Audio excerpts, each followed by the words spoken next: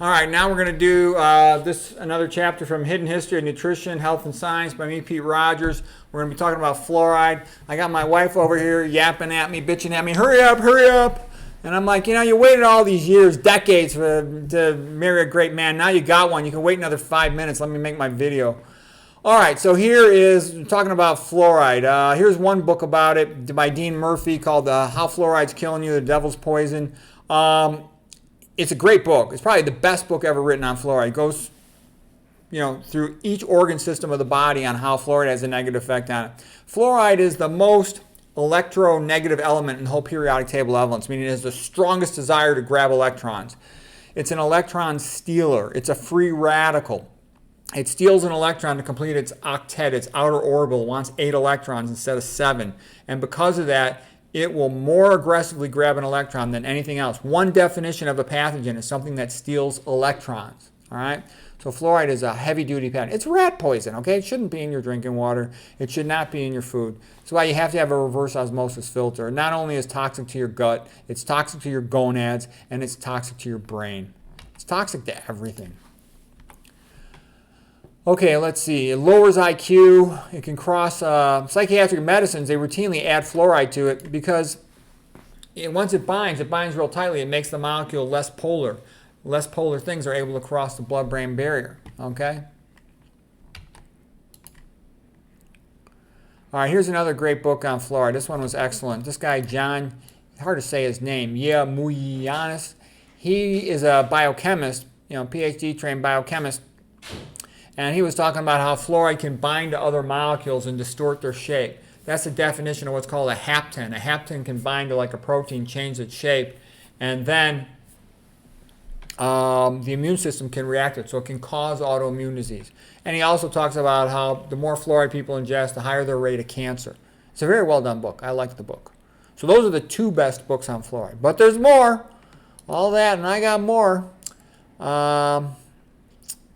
This was an interesting book too. This one was very unique. This guy right here is a neurosurgeon in India, and he took care of patients in an area where they had a very high level of fluorosis, endemic fluorosis. There's just a lot of fluoride in the water. Bad luck to live there. And he talked about how all the people in that area, they're so sick and they get accelerated aging. Remember how Yeo Miyamis, the book I just showed you, he called his book The Aging Factor. It's what you would call a slow poison. It slowly degenerates your tissues and accelerate your aging, okay? And the other thing is about it is it can look like DISH. DISH means diffuse idiopathic skeletal hyperostosis of the spine. It's also called Forestier's disease. In radiology reports, it's called bridging osteophytes is a typical way it's described. Fusing the vertebra together.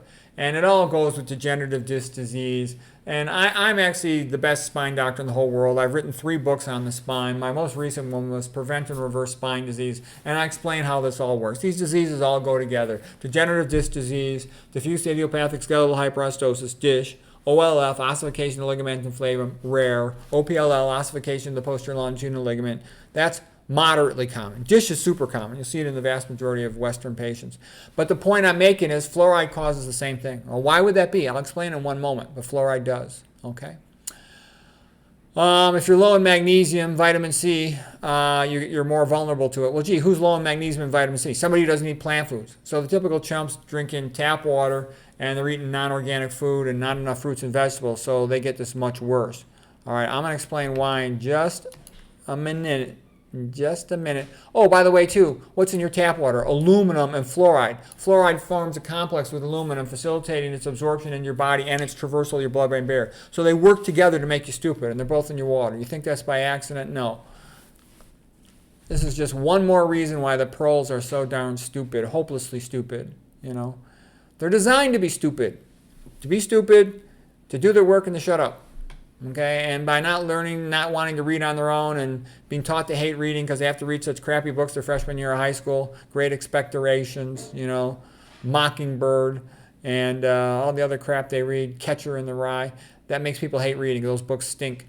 And then what ends up happening is they never read another book the rest of their life, and they're functional illiterates, so they can't articulate themselves. They're stupefied by all this stuff, and they basically just become, minimum wage chumps, okay? I mean, let's just be honest, all right? So seafood tends to have very high fluoride. Tea tends to concentrate fluoride a lot. I would never drink tea. I think tea's for chumps. And tea typically will have plastic tea bags, and then you put it in hot water, and you get these plastic micro particles in your tea. Totally stupid. It often concentrates aluminum as well. Tea is for chumps. Wines often have a lot of fluoride as a preservative. Like I said, it's rat poison. You don't want that. Some of the bottled waters are very high in fluoride, like including Fiji. I thought Fiji was the best water because it has silica. Silica supposedly removes aluminum from your body, and it's recommended as the anti-Alzheimer's water. And maybe it does help in removing aluminum. That's wonderful because it's got silica in it.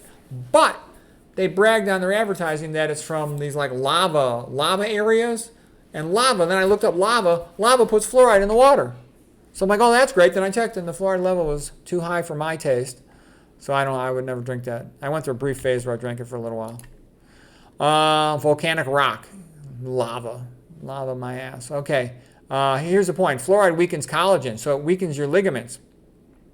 And if you weaken your ligaments, then you're more predisposed to spinal degenerative disc disease. And guess what else does that? Glyphosate, the stuff they spray on non-organic soy plus 70 other non-organic plants. And then low in vitamin C from a lack of fruits and vegetables in your diet. And if you smoke cigarettes, that damages your collagen function. Glyphosate is thought to substitute for glycine in the production of the protein because that's the smallest amino acid, so you can wrap it tight into a triple helix.